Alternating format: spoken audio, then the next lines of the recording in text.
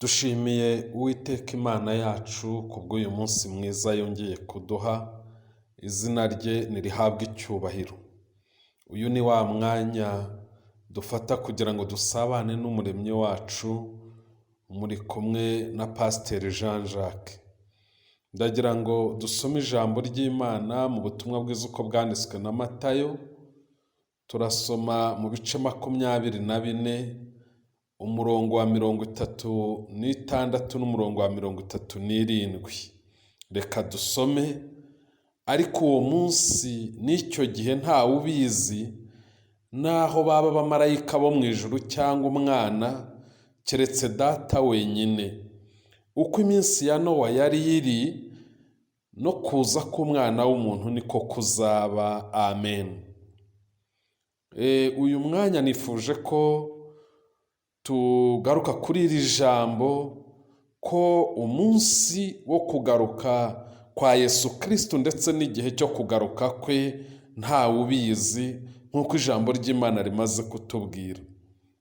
Kubera ko uko imyaka igenda ihita n'indi igataha muri iyi si yacu, abantu bagenda bavuga ko Yesu aje, ndetse bagashyiraho imyaka bitewe n'uko ubwenge bwabo bubyumva. Twagiye tubibona hashyirwaho imyaka itandukanye, kandi iyo myaka igahita ubuzima bugakomeza nk'uko bisanzwe. Ndetse hari n'ababikora bashingiye ku byago bagenda babona biba mu isi, bijya guhura n'ibyo Yesu yavuze hano muri Matayo, cyane cyane muri iki gice cya 24, uhereye nko ku murongo wa 1 ugakomeza no ku wa 8. Iyo babonye intambara zibaye nyinshi, impuha zazo, ibyago by'isi bitandukanye, ibyorezo biteye, hari igihe abantu bahita bavuga bati umwaka wo kuza kwe ni uyu nguyu. Nyamara Yesu we avuga iby'ibi byago nk'ibimenyetso, ndetse yabyise itangiriro ryo kuramukwa. Yaravuze ngo, yaduhaye inama, aratubwira ngo ntiduhagarike imitima, ngo kuko imperuka izaba itaraza. Imana rero mu bwenge bwayo ntabwo yashimye ko tumenya umunsi n'igihe byo kugaruka k'Umwami wacu Yesu. Yesu we yarivugiye ati, ariko uwo munsi n'icyo gihe ntawe ubizi, naho haba abamarayika bo mu ijuru cyangwa umwana, keretse Data wenyine. Kuba rero Imana itarashimye ko tumenya uyu munsi, bifite intego yo gutuma umukristo wese naho ari hose n'ibihe yabamo ibyo ari byo byose, agomba guhora ari maso kandi agashyira umwete mu gukorera Imana no gukura mu buryo bw'umwuka, kugira ngo ahore yiteguye, atari ukwitegura gusa akurikije ko igihe cyegereje. Kuko iyo Imana iza kutubwira uwo munsi, tukaba tuzi wenda ko ari muri 2025, abantu bari kwitegura wenda muri 2024, ariko indi myaka yose yari kuba mibi, yari kubigwiriyemo ibibi. Ariko Imana mu bwenge bwayo yashimye ko umuntu wese wayimenye ahava akagera ahora yiteguye.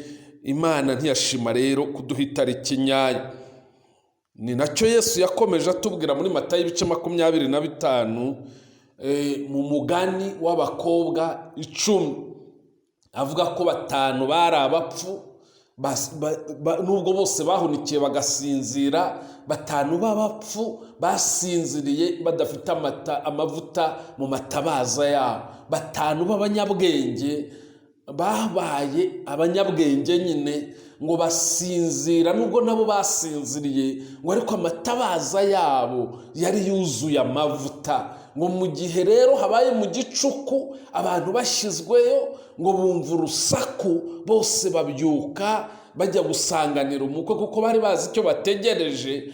Ariko b'abanyabwenge ngo bakongeza amatabaza yabo ngo bakire umukwe, mu gihe abapfu bo ngo yabo yazimaga.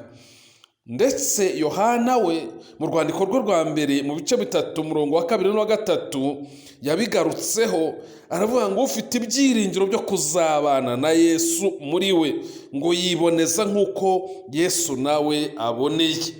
bigaragara ko rero dukwiye guhora twiteguye. Ikindi icyo dukwiriye kumenya cyane tudashidikanya rwose ni uko Yesu we azaza.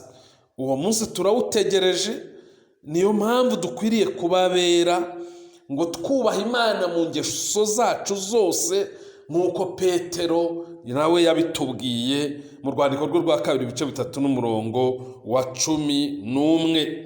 Ndakwifuriza rero ko itabaza ryawe ribamo amavuta, kugira ngo utazatungurwa nk'aba bakobwa b'abapfu, ahubwo ukaba uwera mu ngeso zawe, kugira ngo uzasanganire umwami nk'aba bakobwa b'abanyabwenge. Kuko n'uyu munsi turimo, n'uyu munsi duhawe Yesu yaza, ntawe uzi umunsi cyangwa igihe. Imana rero iguha umugisha mushiki wanjye, mwene data. Ba maso, witegure kandi uhora uhagaze neza kugira ngo utazatungurwa.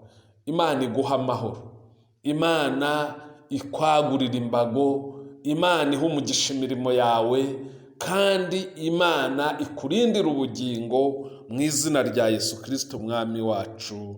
Amen.